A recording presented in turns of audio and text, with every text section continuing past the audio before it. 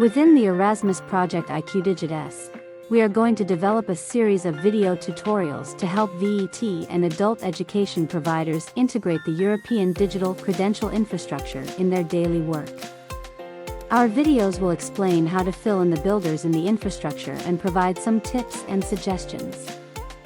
The final aim is to define a common standard for the release of qualifications that need to be aligned at European Union level, considering the high discrepancy between national legislations.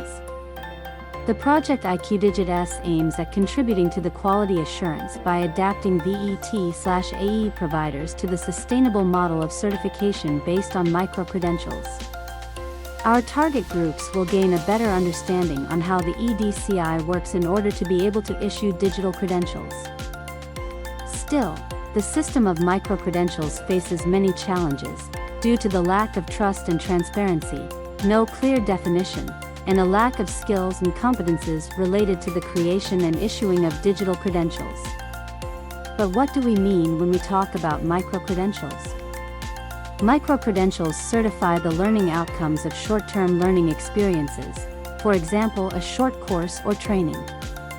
They offer a flexible, targeted way to help people develop the knowledge, skills, and competencies they need for their personal and professional development. In July 2020, the European Commission shared 12 flagship actions in the European Skills Agenda, and this represented the starting point for further considerations.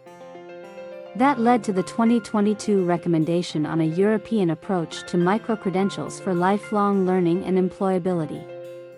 Micro-credentials are also mentioned in the European Pillar of Social Rights Action Plan and the Commission communication on achieving the European education area by 2025 to foster collaboration among member states to build resilient and inclusive national education and training systems.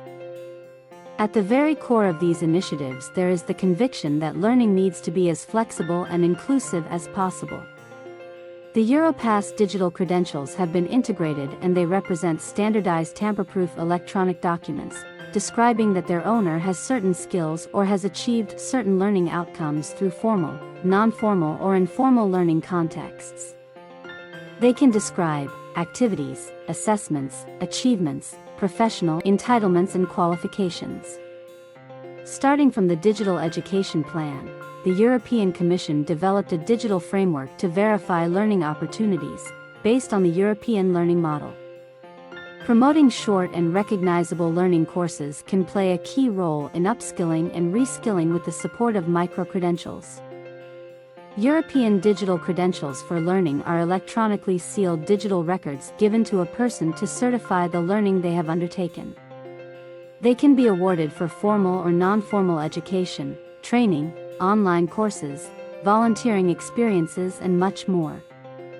All this can be integrated in the European Digital Credentials Infrastructure, developed and launched by European Commission, that supports the documentation of any learning activity you can imagine, including non-formal courses, certificate of attendance, recommendation letters. By integrating the EDCI in your daily work, it will reduce administrative workload, fraud, and it will guarantee automatic verification at EU level, as it is aligned and can be integrated with Europass. In order to enter the platform, you can enter the link in the description, and log in using your EU login credentials, the same one you use for Europass.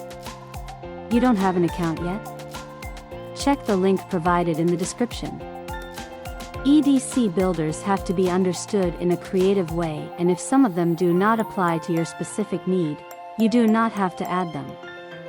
By applying a different approach to documenting what a learner knows or learns, you can exploit the system at its best. It is up to the organization releasing the micro-credentials to choose how to structure the data about competences, knowledge, skills, etc.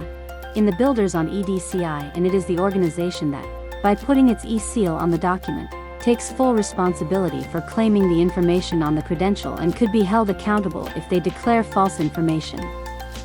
This is the crucial difference and major advantage of European digital credentials for learning compared to LinkedIn endorsements or open badges where there is no strict legal responsibility involved. Builders allow you to share as much information as you want, but organizations should bear in mind that not everything is mandatory, so it is up to them to choose whether to enrich the information, if it is meaningful and valuable. Are you a VET or AE provider? Would you like to take a step further in the recognition of digital credentials? Follow us in this educational journey and discover with us all the opportunities and how you can exploit the EDC builders. For any information or requests, organizations can contact the mail below, and for further technical information, you can visit GitHub.